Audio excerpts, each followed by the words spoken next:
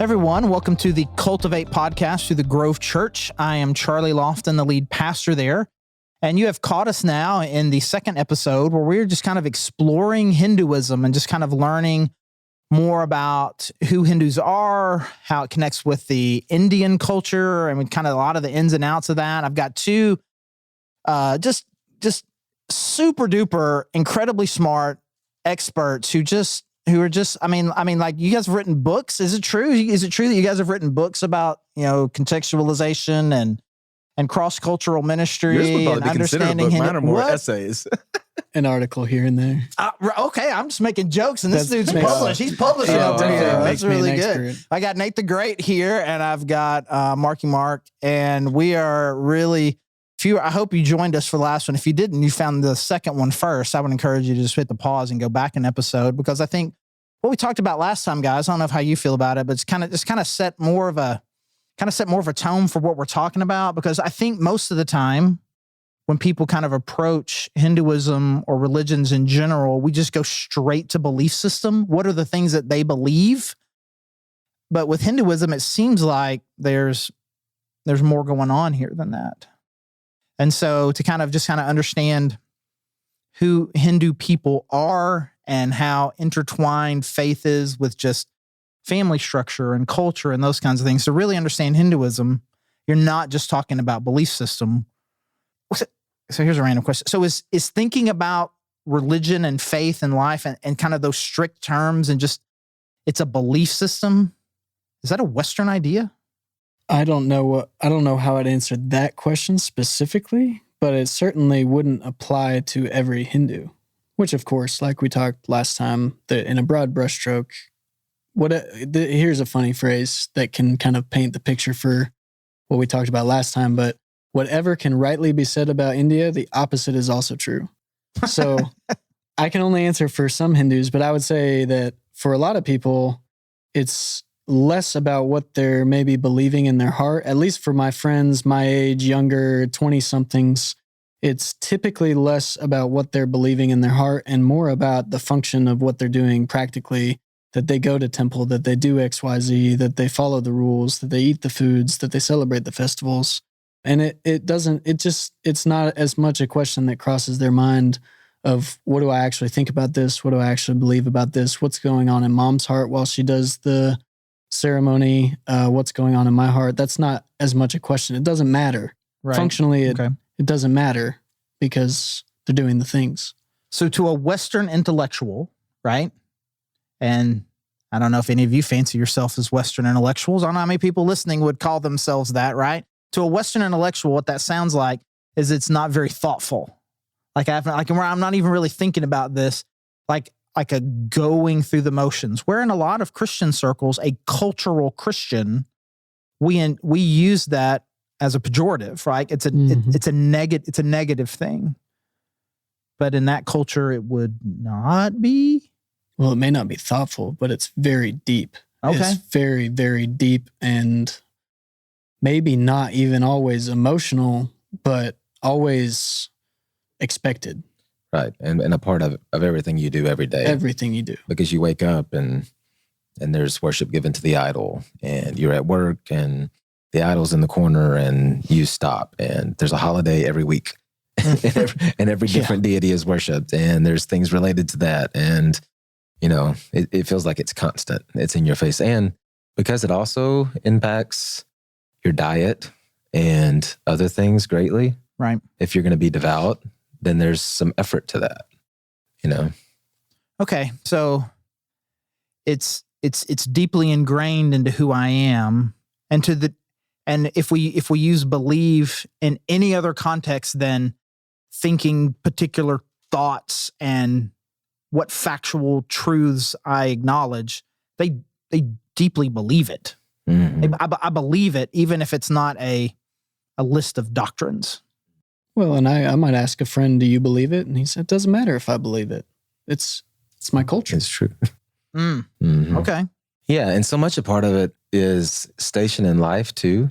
Sure. So part of it is, hey, I was born into this family, this caste.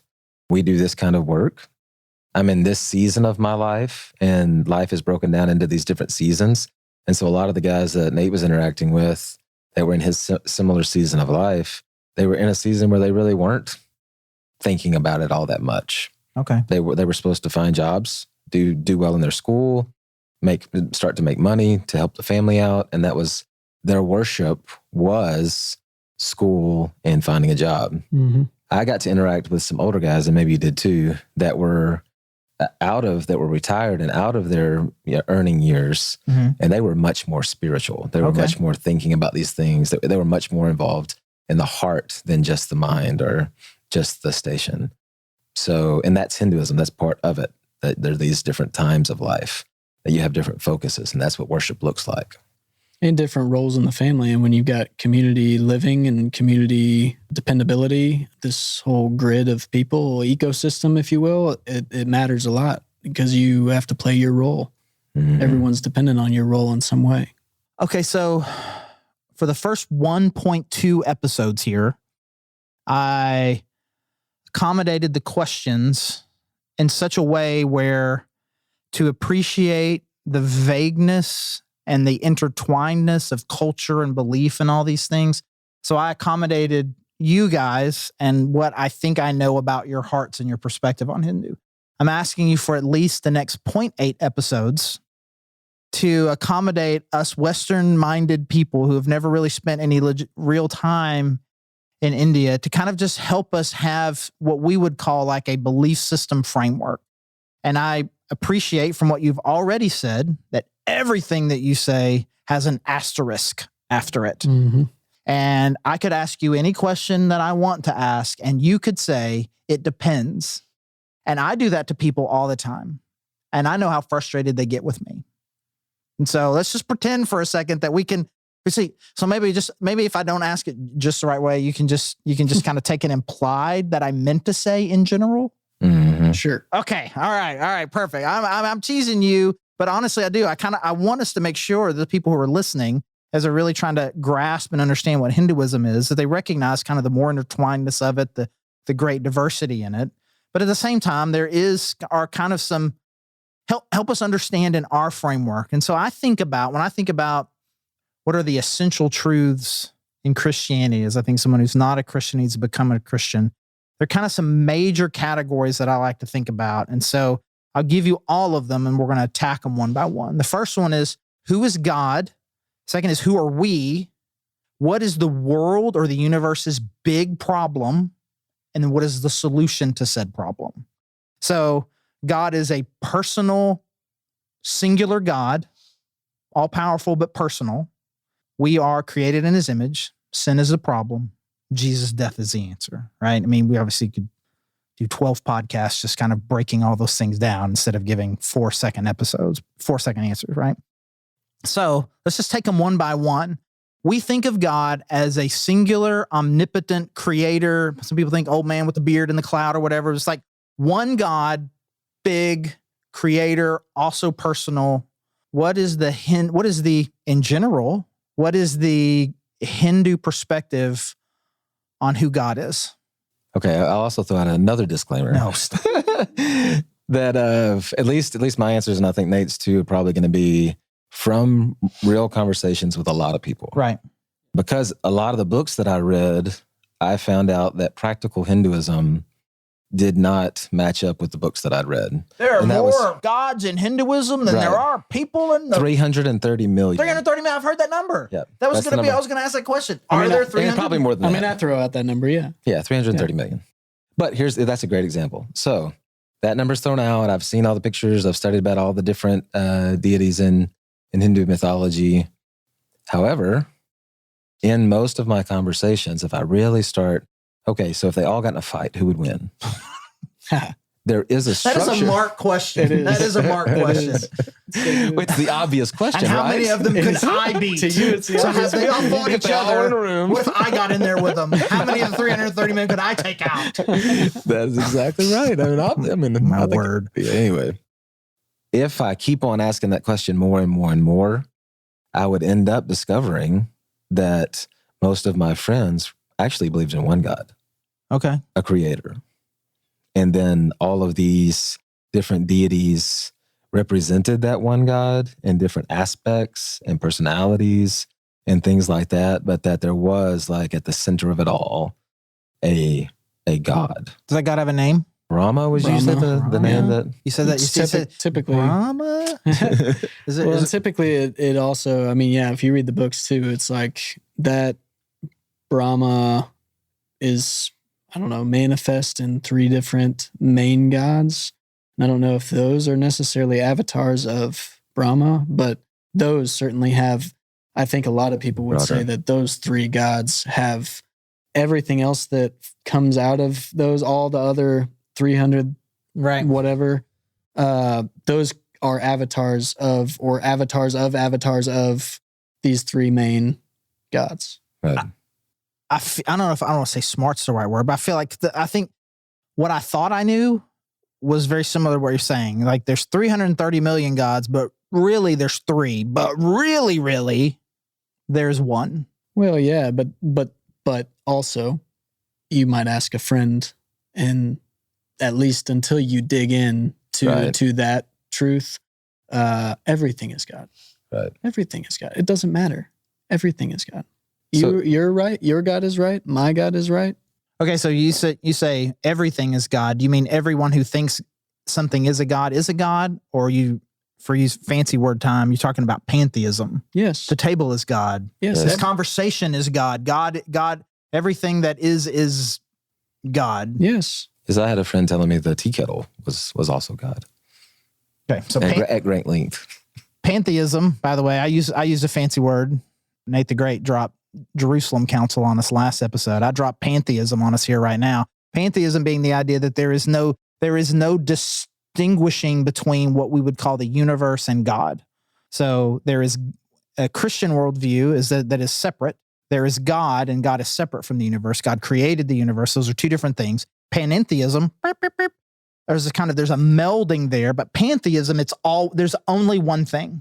Whatever you call it, whatever you want. You call it the universe, sure. Call it God, but there is only one thing, and there would be no separation between what we would call God and creation.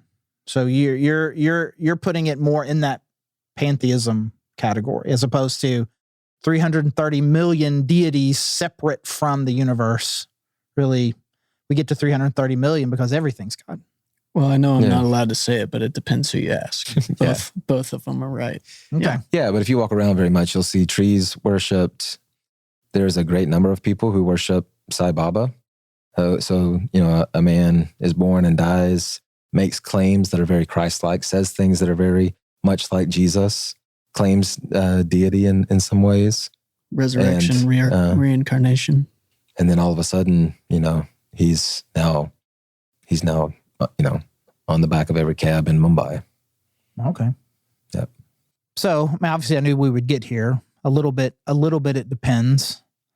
But I guess again, for trying to make it Western categories of it, there's a difference between polytheism and pantheism. Polytheism is there are multiple gods. Pantheism is really, the question is somewhat poorly worded. Pantheism is, there's not multiple gods, there's just everything. So would you say then in some regards, there are some Hindus that are polytheists and some that are pantheists?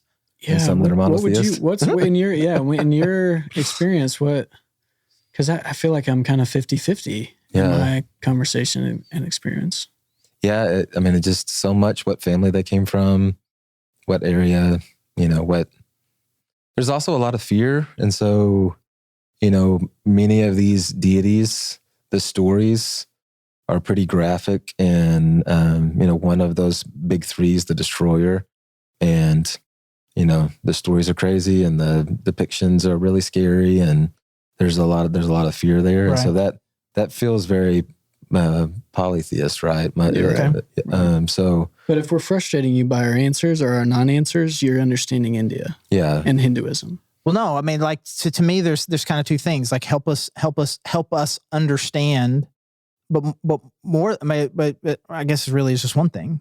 If understanding means I need to break down some of my normal categories for which I typically analyze religion. You take a comparative world religion class in high school, you take one in college, took one in seminary, and none of them are talking the way that you guys talk. Right. And so, so maybe there is a sense in which we kind of need to open our mind a little bit just to even understand it. Not because necessarily our categories are bad, but our normal categories aren't the categories that best help analyze it. So your answers can't frustrate me unless you don't give one and I'm just staring at you, right? That's not good. Okay, so we are, in a Christian worldview, we are people separate from God, created in his image. In a Hindu concept, what is a person? Like, what is cosmically, like, who are we? That's a great question. That is a great question. This is the part where we just stare at you. Right. Yeah. This is like I just said that. Like I just said, don't give me no answer. And here we are. There is this sense in which that life is longer, eternal, in a way that it's like this. I have this station in life and I've got my head down doing these things in this way, trying to do the best I can with what I've been given in this life. And ultimately, then I'll appease this deity that is separate from me. Yes. Mm-hmm. And that's going to affect what happens from here. But there is definitely a bigger eternal kind of picture of life. And I think, like I noticed, I've been to a lot of Hindu funerals, and there just aren't many tears because this is part of the process. If you... Yeah. Well, and the note about eternity as well. I mean, most all Hindus would feel very strongly that their mythology, which is what most of them would call it, which I know has a weird, different connotation maybe to most Americans. But yeah, I would just say look up the word mythology. There's a lot of different definitions for it, right? Exactly. So almost any Hindu, I think, would feel very strongly that their mythology is the oldest mythology that exists. Mm-hmm. But their mythology includes humans. And so if you want to logically extrapolate from that, it's almost as if humans have predated or at least existed at the same time as these main gods and these main stories. But I am inferring that myself. I don't necessarily. So we'll talk a little bit more about reincarnation a little bit later. But assuming that is a part of it, like I have existed in another form before now, but there most likely was a time that whatever my essence is was created at some point by Brahma. I suppose so. Yeah. Okay. Oh wow! You just did the Indian head shake on me. That was yes and great. no. Yes and no. Hey, I'll throw this out because I think it may answer a few different questions. But one of the things that I saw immediately that baffled me and does most people is the worship of cows and the worship of the river, the Ganges, and just confusion over what does that even look like and why and what does that mean. And the answer that I've gotten over and over and over again for that is that, like in ancient culture, the cow provided milk. Right. The cow provided dung, which they used to heat their food. The cow basically provided for them. The river fed the valley. It grew the crops. It gave them water. So similar to the spiritual river, connection that Native Americans have. Right. The river gave life. And so we worship the river. We worship the cow. We worship the things that have given us life. So it seems like in some way, like life is centered around a person, but then my life is supposed to be about appreciating what this world has provided for me. Which I suppose totally makes sense if it's all very circular and there's chickens and eggs and we're not sure which one came first. Which one started first? Yeah. Now we're full-fledged. We're neck deep in the Lion King right now, aren't we? When you die, son, you become the grass and the antelope. Oh, come on now. Okay. So what's the big picture problem? There's clearly, I don't think there can be any reasonable world religion of any type that would say there's not a brokenness in the world. Mm-hmm. What would be the Hindu articulation of kind of what the problem is? Yeah, that's one of the things that it's always amazing to me that it's the separation from God, the problem of the evil that's in us, everybody feels. Right. And so there's a desire to fix that. A lot of those different rituals and things that people go through, the river is supposedly have this salvific power to wash away sin.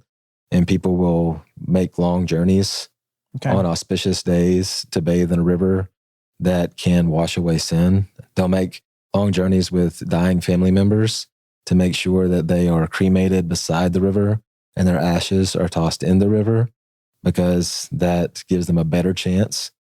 And so whatever terms, they would use some different terms, but that need for cleansing is definitely present. Yeah, and to some degree, sort of like maybe nirvana is in Buddhism, it's also not just a cleansing, but a desire for freedom from whatever the cycle is. Mm-hmm. The cycle might look different per iteration of Hinduism, but freedom from the wheel or the levels or the reincarnation or... Yeah, we'll talk a little bit here in the next episode, a little bit about the compare and contrast Hinduism and Buddhism.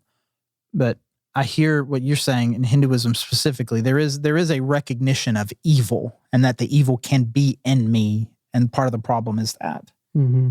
And it would seem that you've intentionally or unintentionally kind of answered the last question, which is the solution, which is to somehow live above it in a appreciative, sacred sort of way, appreciating the sacred all around me, connecting with the spiritual that is around me, the rituals, the celebrations, those kinds of things that have they have cleansing. You use the word cleansing, Mark. You use the word like lifting, like a lifting above it. Like, is that kind of what, for lack of a better word, is that what Hindus are trying to do? Yeah, I think so. Yeah, and I think like being vegetarian is an example of, dead things. All dead things are dirty, and murder, the killing of anything, would put a huge black eye on that desire, that seeking after cleansing. And so the more strict sects are more and more and more, hey, we're not only going to eat vegetables. I've got a buddy that won't eat anything that's grown from the ground. It has to grow from a tree. Fall from a tree. Right. Yeah, I don't even pull it off the tree. It's because it might somehow have a microorganism on it that I'm going to murder in this act of eating. And so it gets more. I wear a face mask before face masks were cool, to make sure that nothing accidentally goes in my mouth that I would kill. Okay.